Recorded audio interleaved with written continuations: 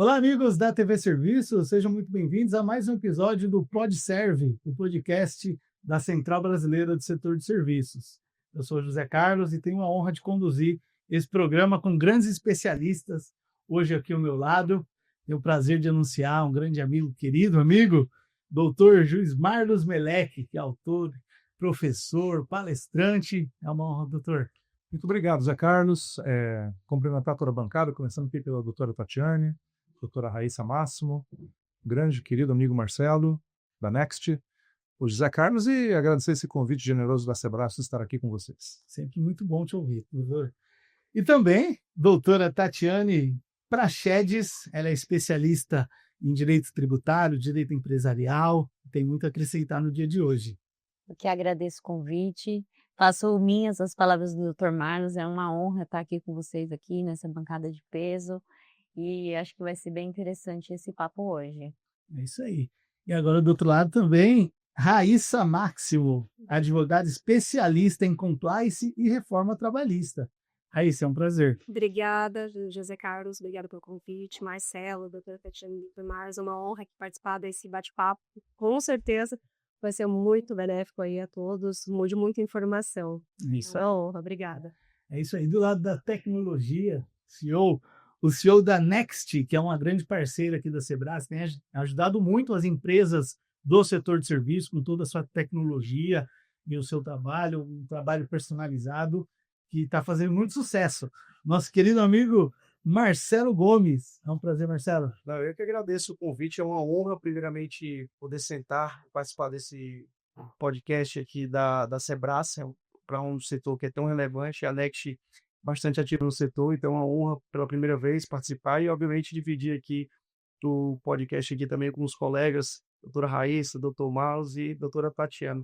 Eu acredito que nós dois somos os únicos que não são advogados aqui na mesa, então a gente tem que tomar cuidado. Exatamente.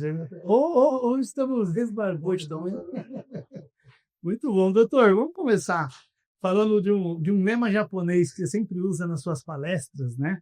Que as empresas é sobre errar erros novos, né? Quais são os erros antigos que as empresas mais cometem?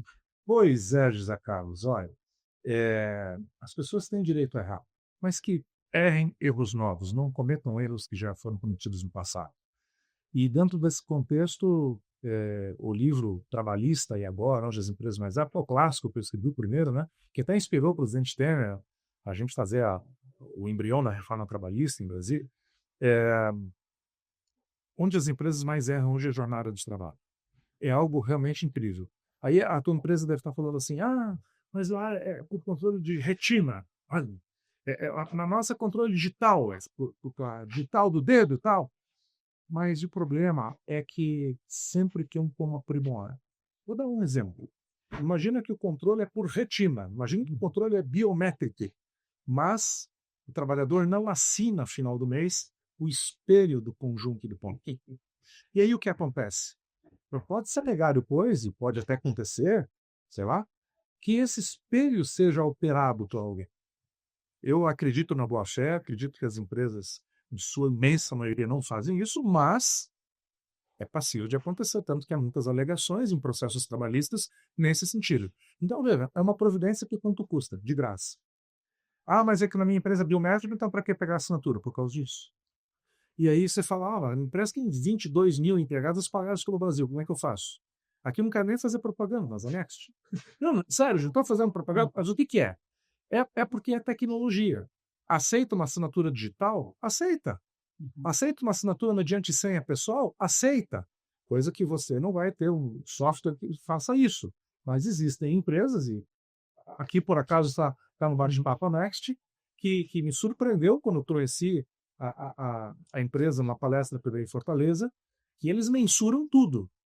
E em administração de empresas, a gente sabe que tudo que é mensurável deve ser mensurado. E a Next tem essa capacidade, e além de ter capacidade, tem muita experiência, pelo tudo que eu vi na palestra dele, dos materiais que eu tive acesso no último ponto. Então, tem que pensar nisso.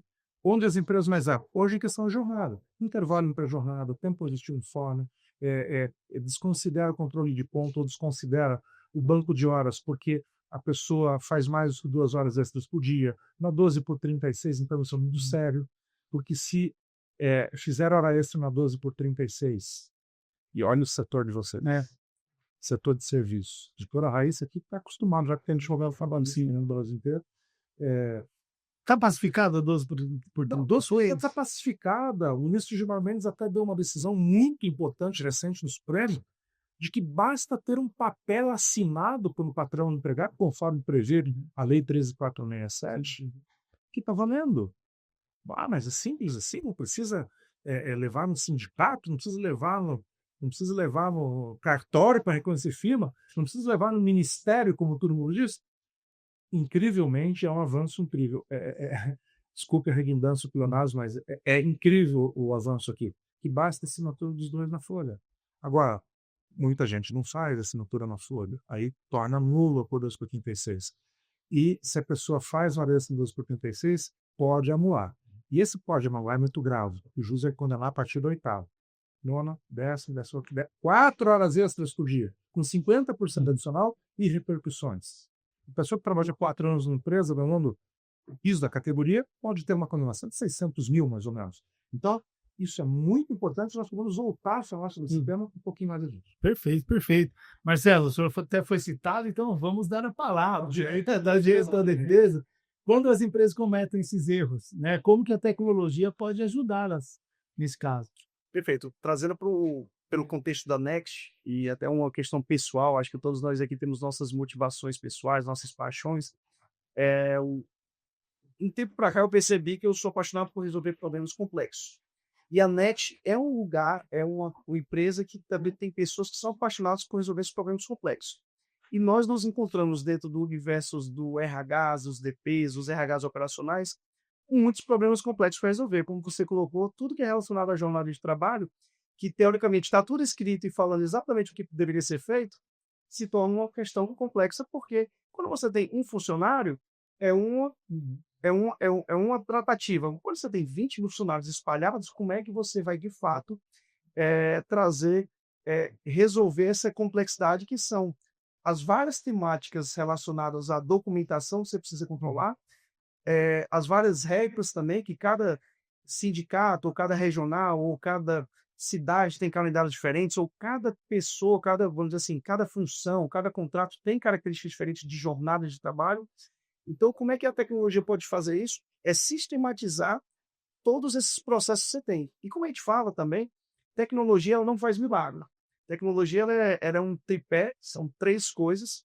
Eu gosto sempre de dizer que, primeiramente, é sistema. Então, obviamente, existem muitos sistemas. O Dr. Marlos fez a menção aqui, a NET, agradeço. Mas existem realmente muitos sistemas que estão disponíveis no mercado que oferecem segurança para as empresas, vão oferecer segurança jurídica para as empresas, mas também depende de outros 2 elementos, que é processos e pessoas. Nada adianta também a empresa estabelecer os processos e mensurar os processos se as pessoas que estão lá executando e gerenciando os seus negócios não são capacitadas para, de fato, tocar o dia a dia daquela operação. Então, como um contexto de como as empresas podem evitar ou reduzir os erros, obviamente, é se cercar de parceiros, sejam elas pessoas ou prestadores de serviços que entendam exatamente, tragam esse expertise. Temos aqui na mesa 3 experts, né, em várias temáticas relacionadas às dores das empresas. Estabelecer processo, e aí onde entra a capacidade de gestão e administração dos empresários, dos seus líderes fazerem, e, obviamente, sistemas confiáveis que sigam a regulação, que acompanhem a evolução e as mudanças que ocorrem até com uma certa frequência, talvez muito mais do que nós como empresários merecemos, mas que de fato estejam ali sempre se cercando para evoluir e blindar os negócios das empresas. Perfeito. Falou em processos, né? E a doutora Raíssa, falando em compliance trabalhista, né, doutora?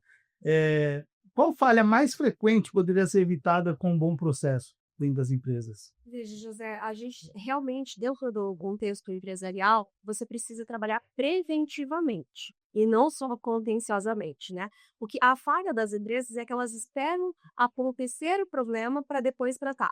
Quando, mediante processos, verificação de algumas pequenas condutas do dia a dia, você pode evitar grandes passivos. E é isso que até que o Dr. Marcos sempre menciona muito nas suas palestras, né? Você precisa tratar o problema antes dele nascer.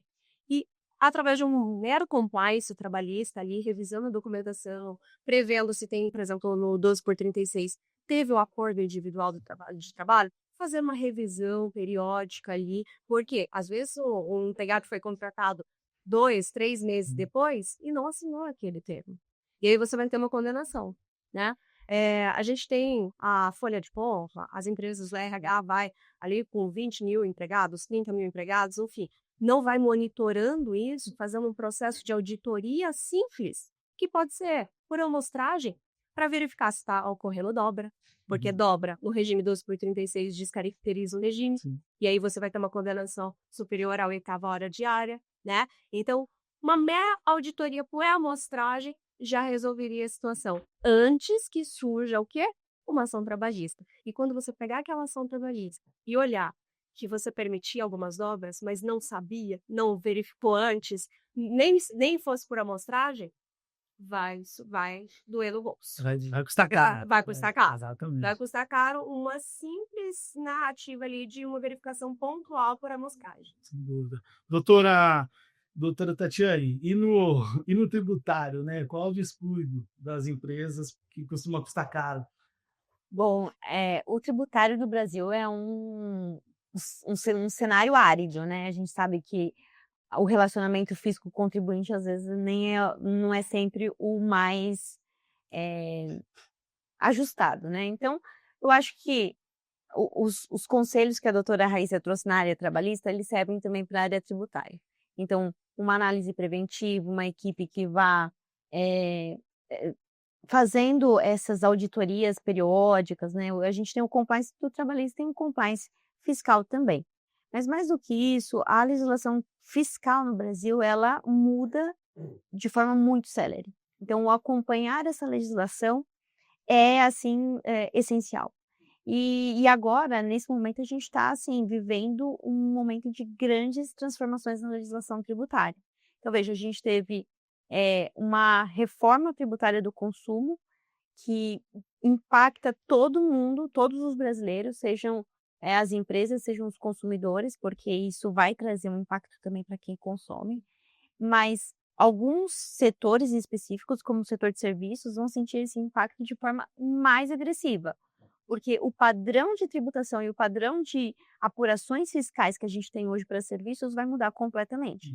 Então, em termos assim de a gente identificar quais seriam os problemas, as dores assim do contribuinte no Brasil, eu diria que é estar apto a acompanhar essa legislação, implantar os compliances e as medidas corretivas no meio do caminho antes de que uma autuação fiscal, antes que uma situação mais gravosa aconteça. E também, mais do que isso, né, o tributo ele impacta no preço da prestação de serviço, ele impacta no preço da mercadoria. E quando a empresa não toma esses cuidados, ela pode estar até cometendo uma falha importante na sua precificação. Às vezes o tributo está comendo a margem de lucro daquela empresa e o empresário, às vezes, toma um tempo para identificar essa situação. E isso já traz um problema generalizado para toda a entidade, né? Sim, a reforma tributária recentemente foi votada, né, aprovada, e agora está na fase de implementação. Fala um pouquinho de como que ela está, quais os próximos passos. Tá. Bom, a reforma tributária, ela custou um pouco a sair do papel. Muitos nem acreditavam que isso fosse acontecer. Um trabalho muito, muito forte da Sebrae, né? Sim, algumas... Se o senhor não fosse penalizado. Exato. Algumas entidades trabalharam bem de perto, né, do legislador nesse momento. Foi muito importante, inclusive, isso, até para que o legislador entenda as características, as peculiaridades de cada setor, né? Então, o papel da Sebrae é importantíssimo. Inclusive, o resultado da reforma, ele tem, assim, um pouco desse contexto, desse cenário de uma atuação das entidades setoriais. E no finalzinho de 2023 nós tivemos então uma emenda constitucional, que é a 132, que reformou assim um número imenso de dispositivos da Constituição. Então, a gente teve primeiro esse momento em que a gente muda as competências constitucionais para a tributação, e depois a gente precisaria, então, de uma lei que instituísse esses novos tributos. O que aconteceu agora em janeiro de 25. Então, nós temos a Lei Complementar 214, que instituiu o IBS e a CBS. Nós temos em trâmite ainda uma outra lei complementar que vai tratar de uma outra fase da reforma tributária, mais relacionada ao contencioso administrativo, porque agora a gente tem um tributo que é de competência comum, que é o IBS. Antes a gente tinha o ICMS na competência estadual e o ISS na competência municipal. Agora, o IBS ele é um tributo de competência compartilhada. Então, veja, tudo isso impacta, inclusive, lá na fase do contencioso administrativo, que vai ser tratado numa nova lei complementar que está em trâmite. E teremos também uma fase de um regulamento do IBS e da CBS, o que ainda não está posto. Mas o fato é que a partir de janeiro de 26, a gente já tem aquilo que a gente tem chamado de fase teste. Então, nós vamos ter umas alíquotas bem baixinhas do IBS e CBS em 2026, que vai ser concomitante aos tributos que a gente já recolhe atualmente, mas nós não vamos pagar a mais. Essa concomitância ela vai ser compensada com os tributos federais já que as empresas já têm para pagar, mas meio que para preparar o empresário, e não só o empresário, do outro lado também o governo, de planejamento, até porque as alíquotas do IBS e CBS elas ainda não estão definidas. Estima-se que, conjuntamente, elas vão estar em torno de 26,5%. Perfeito. Doutor Marlos, especialista em reformas, né? Já trabalhou muito na reforma trabalhista, acompanhou de perto a tributária, está acompanhando de perto agora a reforma administrativa. Da aviação civil, Da vocês nem sabem. Mas pensando na reforma trabalhista, teve uma queda no número de processos, porém recentemente teve um aumento.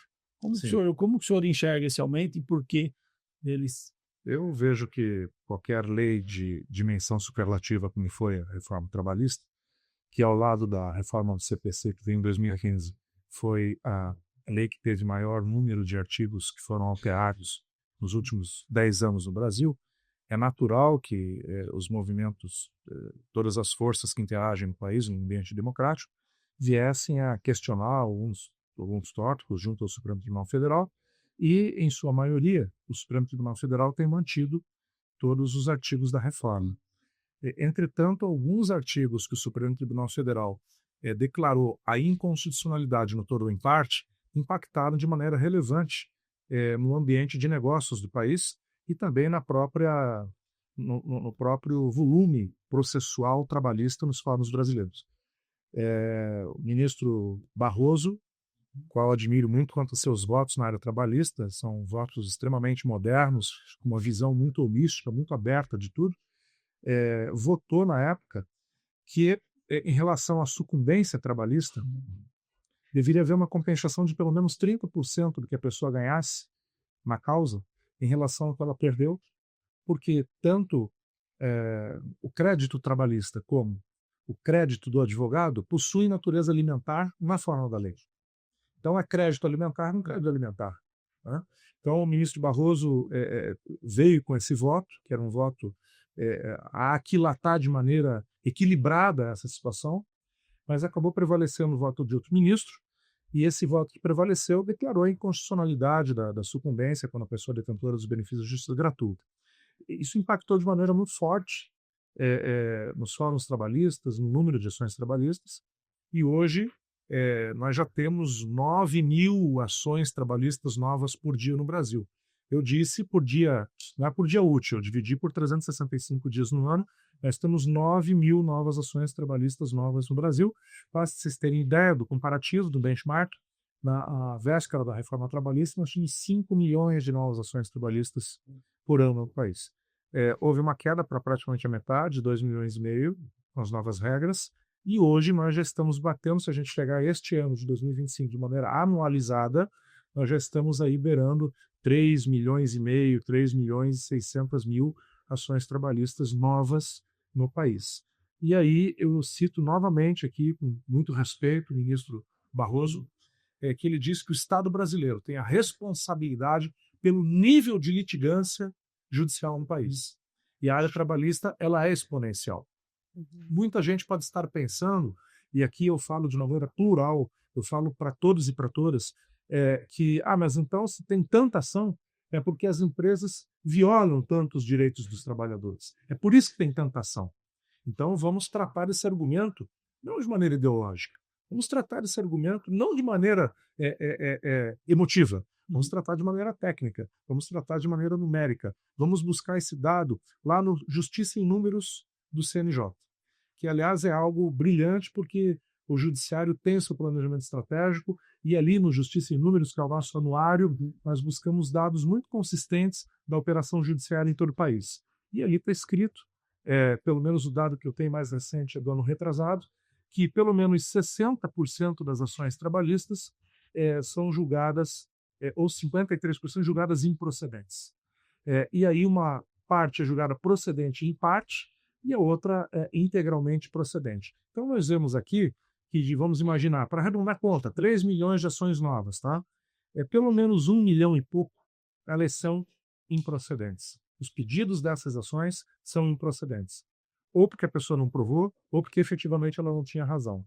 E para melhorar o ambiente de negócios no país, para encorajar o empreendedor a contratar pessoas, nós precisamos fazer com que o Estado, e eu não me refiro pontualmente a este governo, mas isso é uma questão histórica no Brasil, que o Estado trate o empreendedor de maneira menos hostil. E isso também passa, não só pela parte tributária, mas passa também aqui pelo ambiente judicial, dentro também do ambiente trabalhista. Bons processos. Né? E até um breve parênteses aqui. Reduziu com a sucumbência recíproca, reduziu não só o número das ações, mas sim o número de pedidos constantes nessas ações. Cair de 50, 30 para 7. Exatamente. Então, antes da reforma, a gente tinha ações de A a Z, com muitos pedidos. Depois da reforma, quando teve a sucumbência recíproca, que agora não tem mais, né, infelizmente, aí nós nos deparávamos com ações com 3 pedidos, com 2 pedidos. Por quê? Porque o pedido que não tivesse êxito, ela teria que pagar a sucumbência recíproca, fazer a compensação. E depois do voto do STF, enfim, a declaração de inconstitucionalidade, retornaram-se as ações com 30, 32 pedidos, 15 pedidos diferentes de dano moral. Enfim, essa racionalização objetivada pela reforma trabalhista, infelizmente, deixou de existir. Uma pena. Eu tinha dado tão certo, né? E na tecnologia, Marcela, como ela pode ajudar a diminuir esses processos? Como você enxerga a introdução da tecnologia? Até depois eu queria fazer como que o judiciário, né, tem recebido esse volume tecnológico que o mercado de trabalho tem recebido. Então, fala um pouquinho para a gente dessa questão. Até posso emendar uma pergunta? Na hora. Para ele. Então, a Next, ela trabalha só com software ou o software também tem junto a inteligência artificial para fins do que o José Carlos perguntou? Perfeito, maravilha. E eu vou começar até com uma brincadeira, né? Os problemas estão vindo, né? E a gente que lute. Exatamente. Resolver, né? Essa é a proposta. Acho que começa por aí, mas vamos lá. De fato, quando a gente olha essa questão dos processos trabalhistas, eu gosto sempre de falar de 2 aspectos em que a Next como solução, e talvez empresas com propósitos similares ao nosso, de tornar as relações trabalhistas mais simples, eficientes e justas. Se realmente pegar toda essa complexidade que os empresários têm, e como é que você traz simplicidade nisso? Pegar tudo num só lugar e facilitando e dizendo que aqui você tem ferramenta, eficiência, lucro, dinheiro. Como é que a cerca não é mais cara que os bois? Ou seja, você tem tecnologia, mas ela gera valor. Para cada real que você investe em tecnologia, aquilo ali gera economias mais, né? E, obviamente, justo. Aí, no questão do justo, eu sempre acredito que ambientes de trabalho saudáveis, eles cabem também a questão de transparência. Então, foi citada aqui a questão do espelho de ponto, você poder oferecer no próprio aplicativo, compartilhar o Onerite, não precisa mais chegar um envelope na casa do funcionário, pode ser digital. Ele quer mandar um documento para ele assinar. Aquele envelopinho de cor parda, assim, né? Tinha até um cheirinho legal. Eu cheguei a ver Entendedores, vocês entenderão. Esse você via lá, o legal que a gente destacava do lado, né? Eu acho que não conseguia ler, mas só destacar ali do lado era uma experiência legal. Enfim, então, existe de fato um propósito, então, na NET e de outras empresas, acredito, similares à nossa, mas eu sempre gosto de colocar que nós também buscamos eficiência operacional e compliance trabalhista. E eu gosto de sempre iniciar as minhas palestras também, né? Eu faço muito menos palestras que vocês, né? Mas eu gosto de falar que quanto é que custa a não eficiência operacional e a não conformidade trabalhista para as empresas.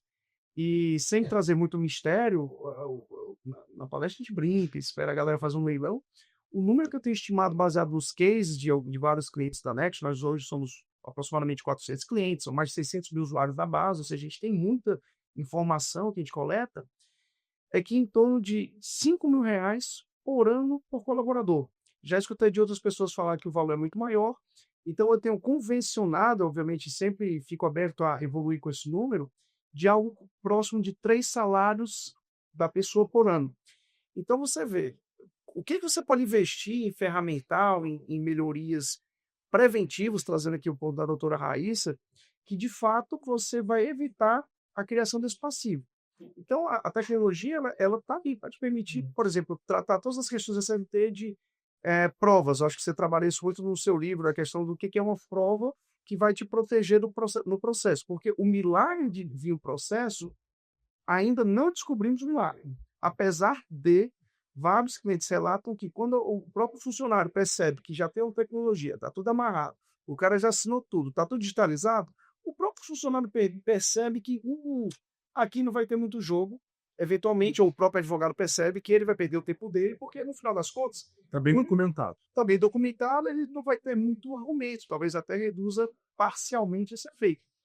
Mas o mais importante, que é o que eu sempre gosto de colocar aqui, é que uma vez vindo o processo, o importante é que você tenha documentação. Sim. Então, se você, desde o início, o termo de conduta, o termo talvez faltou aqui a palavra o código de conduta da empresa, está digitalizado e está guardado, já nasceu digital e está digital, já começamos bem. O contrato de trabalho está digitalizado. Então, vários desses aspectos estarem já nascerem digitais ajuda no dia que você tiver o processo, pega lá o dossiê do funcionário, o advogado consegue fazer um trabalho melhor, porque eu sei que vocês também não fazem milagres. Posso fazer um teatrinho aqui com ela? Então, pode fazer o teatrinho. Como é que funciona? A gente faz algum milagre. Olha mas às vezes... Olha o teatrinho, se você que está nos assistindo, você é como eu uns 35 anos atrás, que tinha empresa, que eu comecei com carteira assinada, com 14 anos, depois tive indústria por muitos anos. E você tinha uma dúvida e liga pro contador. Um abraço, Osiris, meu contador, até hoje, liguei para ele se ele está vivo, tá bem, né? Lembra mesmo? Fortaleza. Então, liga pro contador. Olha quantos anos-luz você está atrás, amor. Né? Porque quando que liga para a advogada?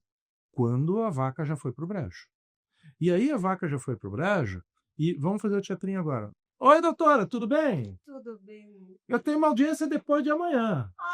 Tudo bem. Trabalhista. Amanhã. Tá pedindo 120 mil aqui. Me assustei, porque a pessoa ganha 1.800 por mês, trabalhou 6 meses aqui. Aí ela vai perguntar se eu tenho os documentos, por isso que eu peguei o gancho, se tem os documentos para comprovar. Tem que ver com o pessoal, tá jogado aí, tem que ver lá com o RH. Tem uma parte com o contador também. Tem uma parte com o contador, tem uma parte que não tem. Tem uma parte que não tem. Mas está tudo digitalizadinho, o senhor consegue me mandar hoje? Não, tá tudo nas folhas, nos papéis. Exato. Tem uns que tá, outros que não tá. Pronto, lascou a vida da advogada, não tem milagre. Eu brinco nas palestras, imagina se fosse assim, doutor, eu tenho audiência na área depois de amanhã, viu? É daqui 2 meses que marcaram. Toda a documentação está nesse pendrive, em PDF, assinada, bonitinho. Meu Deus do céu. Mas eu posso assegurar para os senhores, pelo menos 90% é ela que diga. Não é assim. E vou dizer mais. Isso não é uma prerrogativa só da área trabalhista, porque quando chegam as implicações na área fiscal é a mesma coisa. Liga, parte está com o contador, parte está... eu tinha um antigo contador, tem as entregas fiscais de não sei quando, então eu tá com o meu antigo contador. Eu tinha parcelamento do parcelamento, troquei de contador, outro... Nossa. Então, de fato, assim, a tecnologia ela ajuda em todas as áreas da empresa, inclusive na gestão documental fiscal, trabalhista e, enfim, de diversos setores, né? E facilita a vida do advogado. Doutora, assim, quando não tem essa comunicação entre até o jurídico trabalhista, o tributário, né? Qual que são os riscos reais das empresas? Bom, assim, vou falar da área tributária, né? Normalmente, quando a gente tem uma questão fiscal, ela chega por meio de um termo de início de fiscalização. E aí, às vezes, a empresa também não vai se auxiliar de um advogado. Normalmente toca internamente ou toca com assistência do contador. Muitos contadores são bem habilidosos para tratar disso, outros já não têm tanta experiência, mas acabam assistindo porque fazem as entregas fiscais e tudo mais. E aí, a fiscalização vai pedir uma série de documentos. E assim como no direito trabalhista, é uma questão de prova. Às vezes quer-se saber se uma determinada operação ocorreu. Só os documentos fiscais, às vezes, não vão ser não serão suficientes para fazer essa prova. Então, outros documentos que comprovem uma determinada operação, proposta, e-mails fazendo a negociação, tudo. Então, a gente tem essas questões de prova. A prova é sempre muito importante. Quando a gente não está falando de uma disputa que é meramente de direito, porque no tributário a gente tem muito isso também, que é uma interpretação legislativa. Isso aqui dá crédito de PIS e COFINS. O contribuinte está certo de que aquilo gera um crédito de PIS e COFINS. É um serviço ou uma mercadoria insumo de sua atividade. Ele se acredita. Chega lá o auditor fiscal e ele vai falar, não, isso aqui não gera crédito. E aí aqui é uma disputa do que é considerado insumo, se é essencial, se não é. Então, isso é uma disputa meramente jurídica e aí é o trabalho mais intelectual e de desenvolvimento do argumento. Agora, na maior parte dos casos, é uma questão de prova, né? Se aquela situação se desdobrou da forma como o contribuinte declarou que ela se desdobrou, entendeu? Então, essa questão da gestão documental, ela é muito importante, inclusive nessa seara tributária fiscal, né? E cultura da empresa, né? Como que vai transformar o compliance em cultura e não só em documento, né, doutora?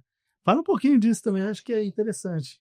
Puxando até o gancho aqui das perguntas anteriores, a gente se depara quando montamos um compliance para a empresa com inúmeras inconsistências, como por exemplo, eu vou colocar para algumas brechas. Existem ações pleiteando limpo previdenciário, uma conduta básica da empresa, né, o empregado se afastou pela INSS, não voltou, mas já venceu aquele período do INSS dele, o que a empresa faz? Na maioria, não voltou, deixa lá.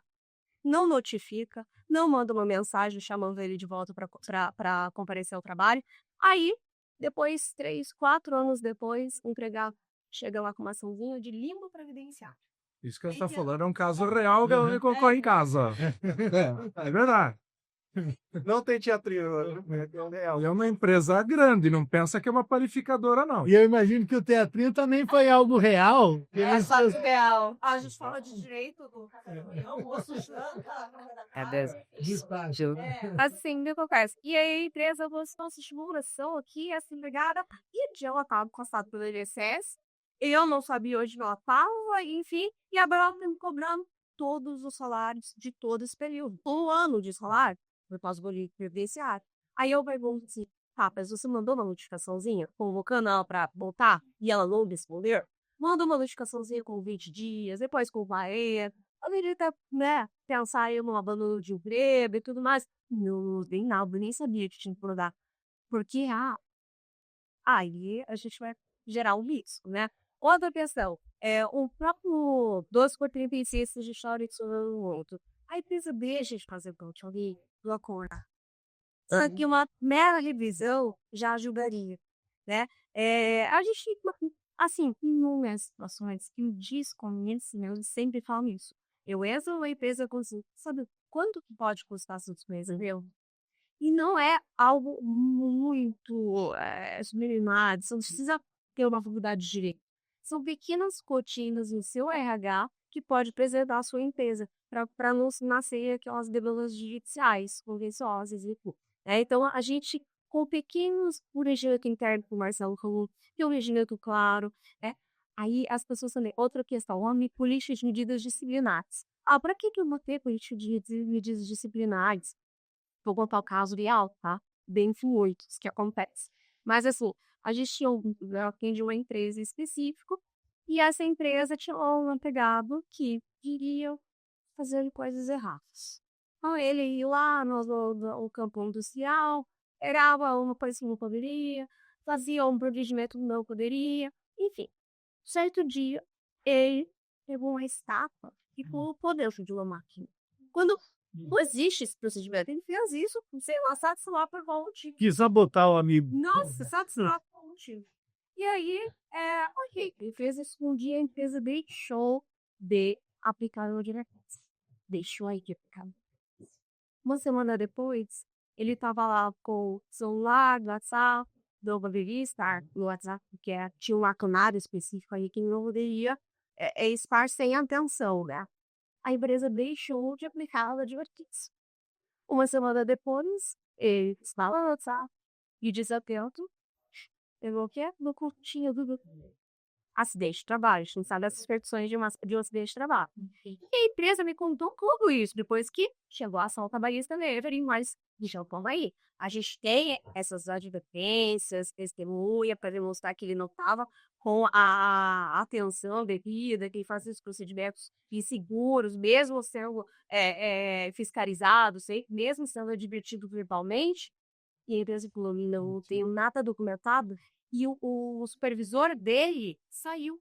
E ele era. Então, veja, olha só uma falha de processo anterior, preventivo, né, do compliance, pode chegar em inúmeras circunstâncias. Tem que dar, mas não Tem que virar cultura. tem que dar, você não sabe se lá na frente isso vai servir, né, de uma defesa. Tem que coletar a documentação, tem que fazer processo de auditoria, tem que fazer a notificação. Vai gastar com o valor do aéreo, do correio? Vai, mas isso vai ser mais barato do que fazer. Claro, a doutora Tatiana falou, a doutora Raíssa falou. Tem um professor meu chamado Zeno Sim, pessoa extraordinária, ele fala: tudo isso aqui que elas estão falando, o direito nem sempre é de quem tem. O direito é de quem prova. Sim. E aí, no dia a dia, eu já fui trabalhador, carteira assinada, hoje sou empresário. O empresário está preocupado com o business dele. Está preocupado em fechar parcerias, em fechar negócios, em produzir novos produtos. Está preocupado com a pesquisa e desenvolvimento, está preocupado com o custo do produto, está preocupado com matéria-prima, enfim. E ele descuida um pouquinho essa parte burocrática que ninguém gosta. Nem no tributário, nem no trabalhista. E esse descuido pode acabar ficando... E falta de conhecimento. Eu sei que tem alguns amigos que acabam contratando o PJ e ele acaba fazendo um serviço CLT, cumprindo carga horária, tendo supervisor. O senhor fala muito sobre isso, né? Então, a questão do PJ é um problema estrutural do Brasil. Eu acabo de fazer uma breve digressão histórica aqui, que é a seguinte. Não foi a reforma trabalhista que criou essa alavancagem de PJs no Brasil. Tá? Foi uma lei 13.429, um pouquinho antes da reforma, no tempo do governo do presidente Temer. Que, com todo respeito, na minha opinião, foi um dos melhores presidentes do Brasil já teve, embora tenha tido um mandato extremamente exíguo. Conseguiu emplacar várias reformas estruturais e as que ele não conseguiu, ele deixou pronta para ser colocada mais ali à frente. Então, o meu respeito aqui ao nosso querido presidente Temer. O que eu quero dizer? O PJ ele surgiu porque essa lei 13.429, ela permitiu a terceirização da atividade fim. Só que isso foi a permissão de terceirização de atividade fim.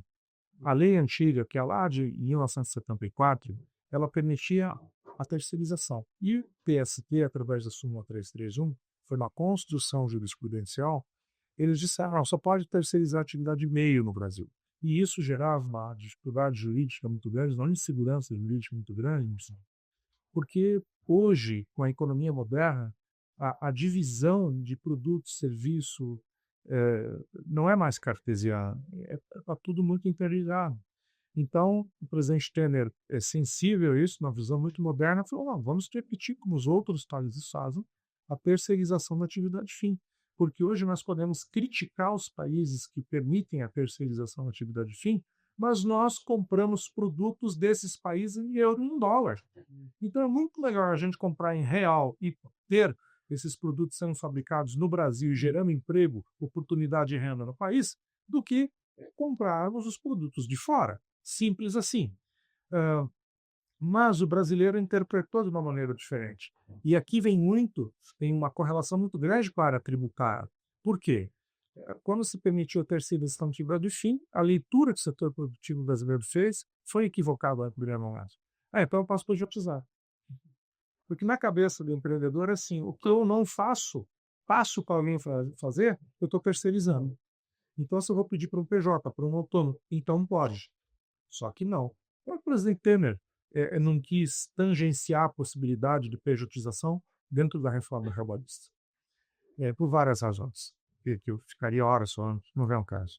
Então, houve essa mistura de conceitos. E por que isso veio? Porque os impostos, a tributação, inclusive sobre as coisas, é muito elevado no Brasil. E aí começaram a colocar PJ. E a Justiça de Trabalho começou a condenar, porque estavam colocando PJ para fazer serviço de seletista. Mas setores do Brasil inconformados com a lei do Temer, 13.429, foram ao Supremo Tribunal Federal pedir pela inconstitucionalidade dessa lei. E o ministro Barroso, citando mais uma vez o ministro Barroso aqui, ele tem uma esse podcast, mas uma frase séria, ele já na abertura do voto brilhante dele, que diz assim: a Constituição brasileira não conhece apenas na CLT a única forma possível de contratação no Brasil. Mas isso é para votar a constitucionalidade da lei da terceirização. O que a gente não imaginava é que mais à frente isso ia frutificar de uma maneira muito mais avançada. E o Supremo Tribunal Federal se posicionou também de uma maneira bastante moderna, embora muito criticada por setores, inclusive da Justiça do Trabalho, de que determinadas pessoas podem sim ter o direito de optar a forma de contratação. E para resumir essa conversa hoje, são dois grupos. O Supremo pode alargar esse conceito? Pode. O Supremo pode restringir esse conceito? Pode. Mas no momento que se tem hoje, pessoas cuja lei digam expressamente que não há vínculo empregatício, então, em tese, pode ser PJ. Quais? Por exemplo, motorista de caminhão autônomo. A lei do motorista autônomo diz que não haverá vínculo empregatício. Representante comercial, lei 265, diz não haverá vínculo empregatício. Lei de franchise, de franquias, não haverá vínculo empregatício. Então, podem ser PJ. E tem um outro grande grupo, e que esse é mais abrangente. As pessoas que ganham o dobro do valor máximo do benefício do regime geral da Previdência Social, ou seja, o dobro do INSS, para falar um português bem claro aqui. Quanto? 15 mil e pouco por mês aí. E tem curso superior, a lei e o Supremo a consideram como hipersuficientes. E estas pessoas podem optar a forma como querem fornecer os seus serviços, a sua força de trabalho. Ou seja, também, em tese, podem ser PJ. Fora disso, não pode. Então, agora, como a gente usa no direito, acho muito engraçado, mutatis mutandis. Nós vamos encontrar agora, tá? Para a gente concluir o raciocínio. Eu tenho uma servente que ganha R$ 1.900 por mês. Ela não tem curso superior. A lei da servente diz que ela não tem vínculo? Não diz. Ela tem um curso superior? Não tem. Ela ganha mais do que 15.500 por mês? Não. Ela pode ser PJ? Nunca. Perfeito. Excelente explicação. O empreendedor aqui do lado, né, que contrata pessoas. Como que você enxerga tudo isso? Como é que diz? Cada enxadada sai um monte de mil. Então, fica sempre a gente pensando nas possibilidades e a gente aprende muito, né? Eu, inclusive, quando eu terminei recentemente a leitura do livro Trabalhista e Agora, depois até fui descobrir que eu vi a terceira edição. E por esses dias o Rafael Prachedes, nosso amigo, postou lá uma questão aqui, a assinatura da carteira de trabalho. Era a caixa ali, que tinha até 5 dias úteis. Eu falei, não, você está errado, né? Porque lá no livro do Dr. Marlos está dizendo que é 48 horas. Aí ele você vê como muda a legislação entre os Estados Unidos e Não, por isso que mudou. E me perdoem a parte, Marcelo, mas tem meu ganhar. Porque eu que fui empregador, eu vi que em 48 horas não dá nem tempo de tirar foto do lambi-lambi. Quanto mais para levantar toda a documentação. Então, eu queria a reforma trabalhista que fosse 10 dias úteis o prazo para registro na carteira. Mas, claro, retroagindo a data do trabalho. Mas o atual senador Rogério Marinho, com muito maior carinho e respeito também, falou, não, vamos fazer 5 dias úteis. Então, mais do que dobrou o prazo, né? Para que a gente possa fazer o registro na carteira.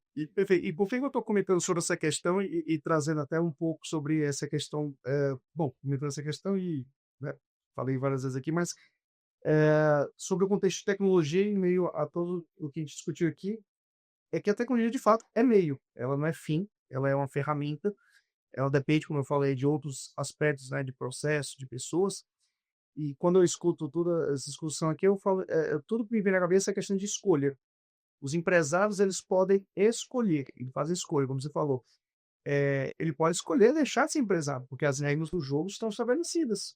Se ele não quer continuar, porque ele discorda, fazendo até um paralelo aqui para a nossa Sebrae, então venha para dentro da Sebrae, se associe, comece a acompanhar mais de perto a temática e que vão impactar diretamente no seu negócio, até porque aqui é o fórum muito adequado para nós esclarecermos algumas questões, como a gente está vendo aqui o conteúdo, mas como também sermos mais protagonistas dessa história, ou até mesmo realmente influenciarmos no que está para vir, temos de várias temáticas que eu acho que até você vai trazer aí um pouquinho.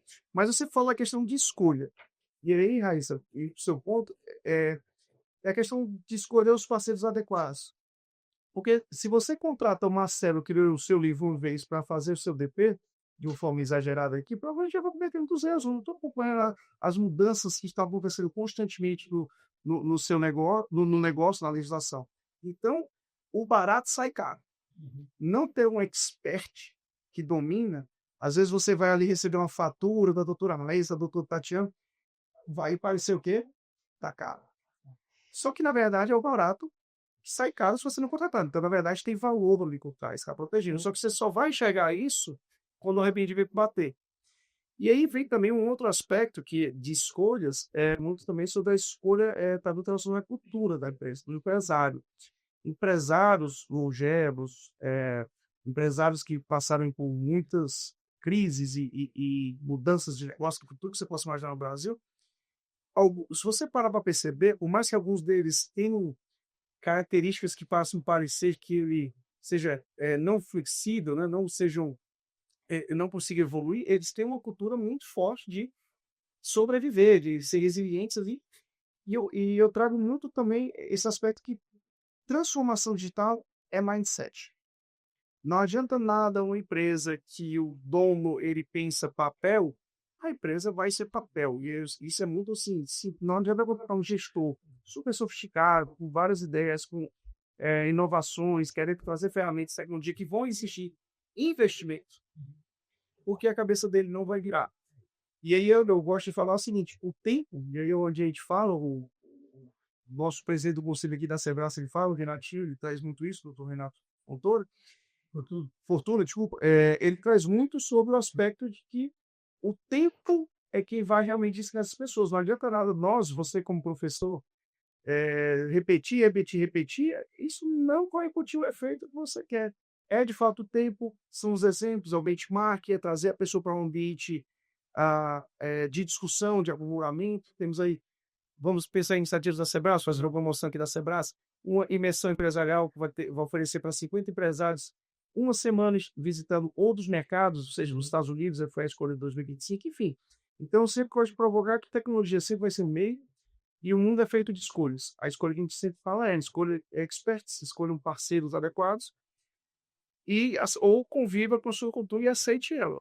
Seria muito isso que quando eu escuto todas as colocações de vocês, eu penso muito nas escolhas que nós, como empresários, podemos fazer. Muito bom. Tem alguma observação, doutora? Acho que vai bem de conta com a sua atuação, né? Direito empresarial também, tributário. Acho que vale a pena a sua contribuição. Ah, sim. Bom, eu acho que a minha contribuição é convocar os empresários a se atentarem E não é necessariamente. Às vezes parece que a gente está querendo vender um produto, querendo vender honorários. Mas, assim, o que ele trouxe aqui, o que o Marcelo falou agora, faz muito sentido, né? Às vezes é um investimento, porque lá na frente você vai ver o quanto esse investimento te livrou de uma situação muito ruim. A depender da reclamatória que a empresa receba, do auto de infração fiscal, isso às vezes pode ser o determinante entre a empresa ter ou não fôlego para seguir com a sua rotina, com a sua jornada, né. Muitas empresas acabam se estrangulando no meio do caminho por isso, né. Então, a minha sugestão, a minha recomendação, na verdade, seria de que as empresas se atentassem a essas questões. O preventivo é um caminho de investimento de fato, muda o ambiente da empresa. Nem sou da área trabalhista, mas imagino que isso traga um termos de cultura para a empresa, uma riqueza, assim, sabe, porque você melhora o ambiente de trabalho então, assim, eu acho que essas questões de você se aconselhar com especialistas. Prevenida não é inventada, já dizia minha avó. Exatamente. Então, eu diria isso. E assim, puxando aqui a sardinha para o meu lado, que é a reforma tributária que está assim, sendo o assunto do momento, eu acho que as empresas precisam se atentar. Eu tenho recebido muitos clientes, muitos potenciais clientes, assim, preocupados com isso, porque o paradigma de tributação vai mudar grandemente. O setor de serviços, assim, de uma forma eh, imensa. Então, antes a gente tinha uma tributação puramente cumulativa, PIS/COFINS cumulativo, ISS cumulativo. Agora essas empresas vão passar a ter uma rotina de não cumulatividade. Entender o que vai gerar crédito, o que não gera crédito, como as rotinas fiscais vão mudar, porque essas empresas elas não estavam nem muito preocupadas com as rotinas fiscais, porque a sua tributação é cumulativa. A partir de agora, ela vai ter um paradigma diferente de obrigações fiscais. Então, tudo isso, assim, nesse momento é de extrema importância para as empresas e para o setor de serviços, assim, de uma forma bem latente. Doutora Raíssa, com tantas reformas, tantas mudanças, o que é mais urgente para as empresas? Legislação, investir em gestão, em tecnologia? Eu vou pegar o gancho, inclusive, do Marcelo, que ele destacou 2 pontos muito importantes, que é justamente nessa pergunta que eu faço. Que é o seguinte, ele falou, selecione os parceiros, né, adequados, e não só isso, acompanhe as atualizações, as notificações. A gente, hoje, pós-pandemia, eu sempre falo assim, a pandemia foi o divisor de águas tecnológico, né? Foi com a pandemia que a gente trouxe a tecnologia para todas as vertentes, todas as áreas de forma abundante. As pessoas, eu vou destacar, em Curitiba, né? Em Curitiba a gente queria estacionar o veículo, e aí a gente tinha que comprar um bloquinho. Desculpa, eu tenho não deixar aqui bloquinho nenhum lugar, cara. E até seja multado, vamos Eu perdi a carteira por causa daquele bloquinho, eu tinha que fazer aquela reciclagem, e eu deveria ser proibida de estacionar, não me permitia a carteira, pois. Parabéns. Todos os tempos estou a meio que a estacionamento. Tem um tio aqui. Falei, quando divertir um pouquinho para. Sempre perdeu Ju. Cada um estacionava numa da rua. Mas assim, tinha esse bloquinho, aí você não conseguiu o bloquinho, enfim, né? Veio a pandemia, o que criaram? Complicativo. Meu Deus, é só entrar, você já tira o dinheiro do seu banco, coloca ali, estaciona, eu nunca mais vou perder minha carteira, não. Administrar, balancear papel, eu. Tenho iFood, todas essas funcionalidades tecnológicas, o próprio RH, né? A própria assinatura digital, as pessoas passaram a entender que em vez de mandar o envelopinho de parda que a gente mencionou, dava para fazer aquele digital e contrato, tem que dar esse bloco. Então, assim, esse é o ponto. O empresário ele tinha que se adaptar ao cenário, senão ele fica para trás. E a gente sabe quanto custa também ficar para trás, né? E o segundo ponto, o Marcelo destacou, e aí eu vou fazer uma ferramenta que aí o Dr. Burns tem total responsabilidade para ela, mas a gente não pode deixar de falar, porque é a minha menina dos olhos e eu acho que é o que pode fazer completa diferença no empresariado. que ele falou, o Marcelo falou assim, os parceiros eu depasso. O que eu me deparo? Eu sou especialista no direito do trabalho, e aí muitas vezes a empresa liga e falou assim, não, editora, queria criar as funcionalidades, fazer o compliance e tudo mais. Aí eu falo dessa ferramenta, que é qual? Premiação. Uma importante ferramenta de desoneração da folha de pagamento. É isso mesmo, desoneração da folha de pagamento. Que é, senão, o que todo empresário precisa. E que vai ser todo. E a gente sabe, do que custa uma carga tributária, né? Em todos os sentidos. Sim. Então, se você tem uma ferramenta que chama premiação, que é uma ferramenta de desoneração da folha de pagamento, que foi criada, modificada substancialmente pela escola trabalhista, né? E o Dr. Marcos participou e ele vai poder até falar um pouquinho melhor. Mas aqui, o que eu me detalho? Eu falo assim, olha, eu vou montar o que faz. A gente tem essa ferramenta de premiação, que é uma ferramenta que estimula, gera produtividade na sua empresa, gera retenção de talentos e é um diferencial competitivo. Você vai sair à frente do seu concorrente, é isso que você quer. E a acreditação, ela não tem encargos finalistas e credenciados. E por que é da parte do parceiro? Porque o empresário vira para mim e fala assim, não, o meu contador falou que não é só, é salarial, que vai ter encargos trabalhistas, que vai ter encargos previdenciários, e se você pagar mês a mês, todos os meses, vai incorporar como de trabalho dele. Eu falo, seu contador estudou numa escola, Ele não se atualizou ainda. ele não se atualizou. É um parceiro, que é algo que o Marcelo falou. Se você eleger um parceiro que não está à frente, que não está se atualizando, que não está seguindo esses parâmetros, Isso custa caro. isso vai custar caro. Que você vai deixar de utilizar uma ferramenta que vai fazer diferença no seu negócio, por causa que você colocou uma pessoa que não estava atualizada. Até mesmo, demais outros profissionais acabam sacatando essa atualização. E aí os empresários deixam de se adaptar a essa situação que é a premiação. Que é assim, ó, não tem pontos negativos para premiação. Não tem nenhum ponto negativo para premiação. Eu acho que ele tá muito mais hoje, né? Além de uma coisa encantadora. A gente praticamente fez um benchmark com o que se faz nos Estados Unidos da América, quando a reforma trabalhista foi aprovada pelo presidente Temer em novembro de 2017. Nós pagávamos no Brasil 5 bilhões de reais de premiação por ano, com todos os encargos possíveis. Os Estados Unidos, na mesma época, pagavam 50 bilhões de dólares, 10 vezes mais. E aí vem dólar, então isso vai ser 50 vezes mais na prática, para os trabalhadores da iniciativa privada a título de premiação. Aí quem está assistindo a gente pensa assim, então, para eu usar a folha, para eu reduzir meu custo, a partir de amanhã eu vou pagar 300 para todo mundo aqui. O salário mínimo Não é assim que funciona. Não é assim que funciona. Tem uma regrinha que foi criada, né, que é simples, na verdade, mas que tem todo um contexto, que é, você pode pagar prêmio para o trabalhador que tiver um rendimento acima do ordinário. Gente, quantas empresas no país, para fugir da tributação aviltante, é aviltante mesmo, é aviltante. Não é possível comprar um carro no Brasil e ter 48% de imposto. Não é possível comprar uma aspirina no Brasil e pagar 25% de imposto. o carro fora o financiamento ainda. E depois os PVAs, licenciamento e não sei o que. Quer dizer, então assim, é aviltante, né? Então você consegue escapar de boa parte dos encargos que tem e pode pagar para quem tiver um rendimento acima do ordinário. E quantas empresas no Brasil, que não pagavam por fora? Vocês tomam o risco de compliance, o risco de onde passa um boi e passa uma boiada está fazendo coisa errada, quando ela pode implementar um sistema de premiação que é muito inteligente, porque esse sistema, que pode ser mensal, inclusive, e é uma remuneração variável, ele só vai ser pago se o trabalhador entregar resultado. E esse resultado é feito de que forma?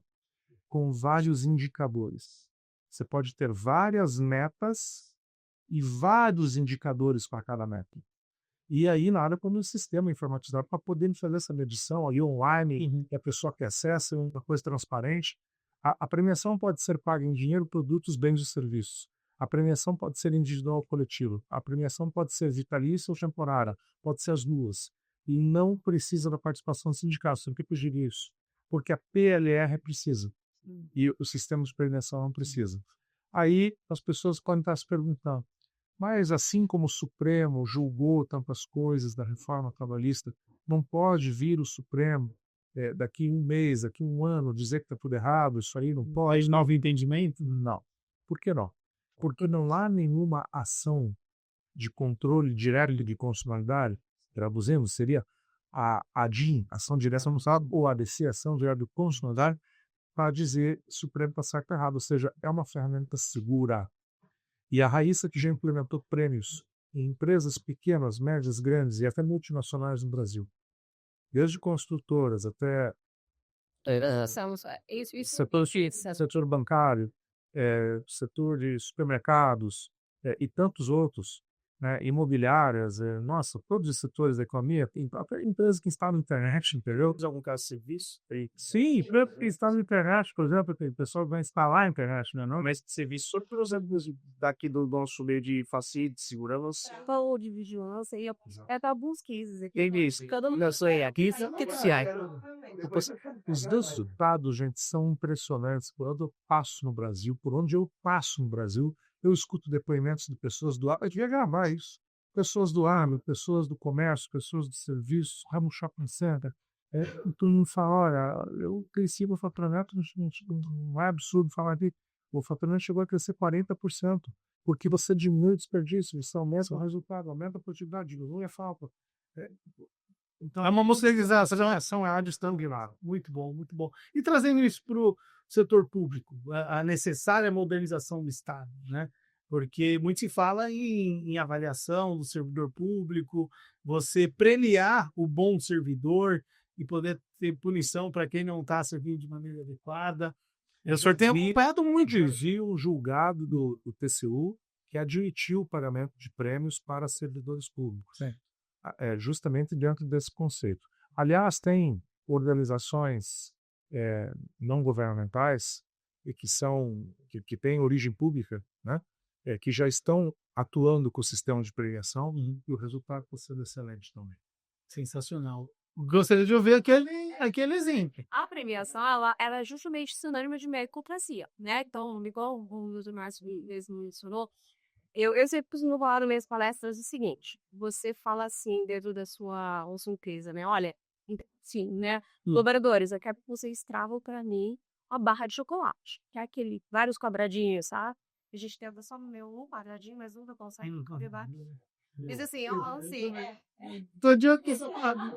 Então, Paulo, o empresário fala assim: olha, trava uma barra inteira daquela. Essa é a produção, essa é a meta. Fazer um tablete inteiro daqui, tá? E se ele trouxer aquele resultado, ou seja, atingiu aquela meta, continua um quadradinho aqui e do frangui, né? Então, a premiação, ela estimula o legal, porque ele vai ganhar mais. Ela gera uma produção mais acelerada da sua empresa e não só isso. Todo mundo fala assim, a premiação só tem a ver com produtividade. Não. Tem a ver com parâmetro comportamental também. Um exemplo. Cheguei numa empresa e a empresa de produção tem um alto índice de respeito de trabalho. Mas, por quê? Por que isso tem? Olha, eu dou o EPI para o meu empregado, eu fiscalizo, o meu fiscal vira as costas, ele tira o óculos de segurança, vai mexer na máquina, ele vai ocupar o uso no olho dele. Eu não sei mais o que fazer. Só se eu colocar uma escola para cá de mercado. Colado, 24 horas. Falei, acabou, eu vou correr a apreensão para isso. Um dos indicadores vai ser não ter advertência pelo não uso de EPI. A empresa vai agradecer até hoje. Porque já limites de todo mundo quer precisar. Porque se ele não utilizar o EPI, ele vai ter advertência e ele vai não ter dinheiro, não vou mais, tá? No ramo de serviços, né? Vigilante. A gente falou muito sobre os PTVCs. E a gente falou como é fácil, eventualmente, se você não cumprir os requisitos formais, descaracterizar aquele regime e gerar a condenação milionária. Porque a repercussão da 8ª hora, né, por um contrato aí de 5 anos, pode ser muito alto, né? E se você criar uma premiação por assiduidade? Uma premiação por ausência de advertência por defesa dobra indevida. Quando o RH não conseguiu parametrizar, e aí aquele empregado acabou dobrando e não deveria ter dobrado, né? Ele vai se autodescaracterizar por não permitir trabalho. né, os empregados noturnos. Se eventualmente tira um tirinho, levou uma advertência, vai perder premiação, né? Então a gente consegue compor, e não precisa ser só um indicador, pode ser um conjunto de indicadores, né? A gente pode desenhar uma campanha em 5, 10 indicadores, você preenche 5 daqueles 10 indicadores e pode ganhar a premiação. A premiação pode ser escalonada. Então, se ele tem 10 indicadores, eu coloquei lá subidade, registrou o intervalo da jornada honradamente, não se atrasou para chegar ou para render o coleguinha, né? Não dormiu com o trabalho, não utilizou o equipamento de limpeza adequadamente, a ausência injustificável. É um problema para a vigilância, porque se aquele cara rendeu, faltou e não apresentou atestado, sequer comunicou, a correria da empresa para tentar achar um outro profissional, o fobista já está lá com outro que faltou também, enfim, todas essas repercussões. Então você consegue, dentro desses vários indicadores, falar assim, olha, se dentro de 10 indicadores você atingiu 10, você vai ganhar R$1.000. Você alcançou 900, você alcançou 800. Lembrando que prevenção tem que ter regulamento, tem que ter todo. Lembra a fonia? E a gente fala que é importante, tem que ter as regras claras do jogo. Você vai ter que ter mecanismos de controle dessa criação, alcance, não alcance, e principalmente demonstrar que aquilo é um desempenho superior ordinário. Então, quando você cria um regulamento com vários indicadores, é um desempenho superior ordinário. Porque a gente sempre fala assim, mas tudo bem. Você chegar para sair no horário e para ir fazer uma hora, né, de preparo na jornada, com obrigação de contrato. Nos Estados Unidos, que eu falo, que ninguém está casado, no Japão. No Brasil, todo mundo tiver casado, tudo certo casado, tudo um registro, um intervalo da jornada. Então, você pode colocar isso como um indicador de criação, sim, tá? Talvez numeração lá sua folha de pagamento, mas principalmente, você consegue melhorar a sua performance dentro da sua empresa. Regular esses fatores comportamentais que são prejudiciais dentro dos empresas. Bom, eu estou aprendendo muito e a gente está chegando na reta final agora desse nosso podcast. E eu gostaria de dar as considerações finais da doutora Tatiane, encerrando esse nosso bate-papo. Passa muito rápido, né? Pois é. Eu quero agradecer novamente. Foi um prazer, assim. Eu também estou aprendendo, porque eu não estou muito integrada na área trabalhista. Agradecer esse convite. Foi uma honra participar aqui. Fico à disposição da Sebrace, de quem está nos assistindo, de me procurar nas redes sociais, Tatiane Prachedes no Instagram, no LinkedIn. E, assim, em termos de uma contribuição, né? Eu diria que seria interessante que o empresário se preparasse e se organizasse, porque isso pode ser, assim, o divisor de águas dele sair na frente da concorrência, dele ter parâmetros melhores de resultado. Então, acho que isso é bem importante. Muito bom. Muito obrigado pela sua participação. E a Sebrace conta com sua ajuda sempre. Sim, pode contar. Doutor Marcelo, e aí, um bate-papo muito rico. E na imersão, né? Custaria caro produzir isso aqui, mano. Rapaz, eu já estou aqui com várias ideias aqui de como aplicar algumas questões aí de... até estamos falando aqui em São Paulo, já está aqui na convenção, a questão de atividade, ou seja, tem muito a ver com criar os incentivos adequados para fazer os fundamentais. Mas, enfim, eu vou encerrar aqui também minha participação com a mesma mensagem com a qual eu comecei. Realmente foi um prazer você ver que quando você está próximo aí, pessoas que são apaixonadas pelo que fazem, ou seja, por resolver os problemas complexos que fazem parte do seu dia a dia, tudo fica mais simples, tudo fica mais eficiente, tudo se torna mais justo. Então, que é o propósito da minha organização, da Next, e faço também um convite, obviamente, para todos, né, que estão acompanhando, conheçam mais as iniciativas da Sebrace, oportunidade única de ter uma representação do setor privado, produtivo do Brasil, junto, né, a órgãos federais, legislativos, amplamente pensando em formas de como tornar o Estado, obviamente, mais eficiente, facilitando, gerando mais facilidades, obviamente, para o empresário, que, na verdade, é o grande gerador de empregos, é o grande motor de nossa organização. E só para também não sei se eu vou estragar o encerramento do Tomado, mas, por favor, encerre como você sempre encerra, viu? Por favor, merecemos aí, tá? Então, vamos aguardar da doutora Raíssa agora, suas considerações finais para fazer.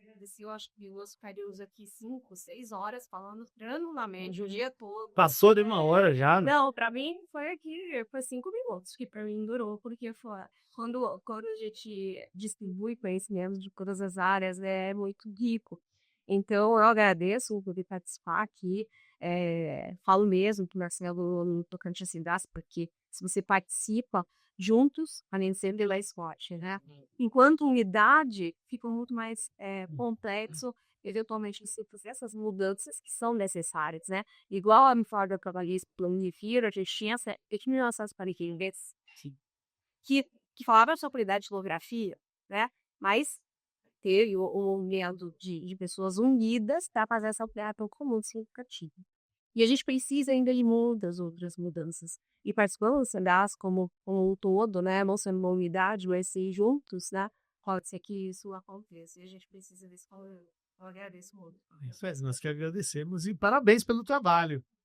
Doutor Marlos, suas considerações. Olha, você viu que você já teve uma especial já aqui. Se de essa responsabilidade. Se tivesse para guitarra, ele ia pedir música. Olha, eu quero agradecer aqui ao Sebrae, Central Brasileira de Serviço, desde o tempo da reforma, foi um pilar importante nas tratativas, na construção do texto da reforma de maneira democrática. Sempre tivemos as portas abertas ao Sebrae, quando tratamos da reforma trabalhista na época, e o Sebrae participou com muitas contribuições, assim como fez agora também com a reforma tributária, a própria reforma administrativa, olhando para o setor de serviços do Brasil. Então, agradeço ao Sebrae pelo convite de estar aqui hoje. Agradeço ao doutor Tatiane, aprendemos também direito tributário, doutora Raíssa Máximo, né, que é a advogada trabalhista especialista na implementação de prêmios e negócios, ao Marcelo da Next, a Next que tem esses softwares que faz esses controles incríveis das empresas para que se previnam de problemas, e a você, Zé Carlos, que conduziu com tanto carinho esse podcast de hoje. Eu desejaria a todos que nos assistem temperança, equilíbrio e fortaleza, são as 3 virtudes morais do homem, e quando nós temos algum problema na vida, nós temos que eleger uma dessas 3 virtudes para enfrentar: a temperança, o equilíbrio ou a fortaleza.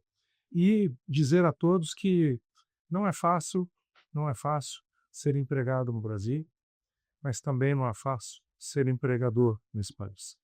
É um país muito burocrático, é um país difícil, as coisas não são simples, nada é absolutamente seguro, e o Estado tem a responsabilidade de melhorar o ambiente de negócios para todos, para os empregadores e para os empregados. Eu espero que essas evoluções que estão sendo desenhadas venham à tona, seja uma reforma administrativa, seja uma reforma tributária que começa a ser implementada agora, para que nosso país consiga alçar novamente um cenário internacional de pujança na macroeconomia. Já fomos a 7ª economia do mundo, e hoje nós temos muitas dificuldades no setor econômico no Brasil, com o aumento dos moradores de rua de maneira brutal. Triplicou nos últimos poucos anos o número de moradores de rua no Brasil. Nós temos a taxa Selic em 15%, que sufoca o trabalhador quando quer pegar um empréstimo consignado, quando quer fazer um empréstimo para casa própria, quando quer fazer um empréstimo em um cartão de crédito, quando quer fazer um empréstimo em cheque especial, quando quer fazer um CBC. Não pensem que a taxa Selic, que é ditada pelo Conselho Monetário Nacional de Política Econômica do Banco Central, ela atinge apenas os mais ricos, aqueles que moram na cobertura. Não, ela atinge todos de maneira implacável. Você, se tem um empréstimo como pessoa física, pai de família, você está pagando mais juros para os bancos brasileiros pelo fato da Selic estar 15% ao ano. E quem é rico também está pagando mais dinheiro para os bancos. Então a Selic ela é implacável, ela não escolhe categoria social, seja o mais rico ou o mais pobre. E uma taxa Selic elevada para o Brasil dificulta o acesso ao crédito, dificulta o acesso aos bens de consumo, dificulta o acesso à comida. Então, é algo que precisa com reformas estruturais, tributária, administrativa, trabalhista, da matriz energética de todo o país, nós precisamos da redução da taxa Selic, mas ela não se reduz sozinha, ela não se reduz por decreto com uma canetada. Ela precisa de um colchão de medidas de segurança jurídica, de segurança fiscal, para que o país possa ter menos risco no estrangeiro e captar mais dólares, captar mais euros, captar mais recursos. E, salvo olhar o juízo, com todo respeito, o que se vê hoje é o inverso. É uma baixação norte-americana no Brasil, uma série de problemas macroeconômicos que nós, salvo olhar o juízo, não estamos tendo a habilidade necessária para conseguir sequer encaminhar, conseguir quanto mais resolver. Mas eu desejo a todos vocês que nos acompanharam nesse podcast, como eu sempre digo, que o nosso tempo é muito valioso e vocês dedicaram esse tempo para nós. Então, como eu digo, o tempo é muito longo para aqueles que esperam, o tempo é muito rápido para aqueles que têm medo, o tempo é muito curto para aqueles que festejam. Mas para aqueles que amam, diria William Shakespeare, o tempo é eterno. Que Deus abençoe a vida de cada um de vocês que estão nos assistindo também. Que Deus abençoe a República Federativa do Brasil. Sensacional, não temos nada a falar. Exato. Muito bom você, azoeirado, doutora Raíssa, doutora Tatiane. E você que nos acompanha até aqui, compartilhe esse podcast com os amigos, os grupos, principalmente com os amigos empresários, que eu tenho certeza faz todo sentido para eles. Até o próximo episódio e até lá.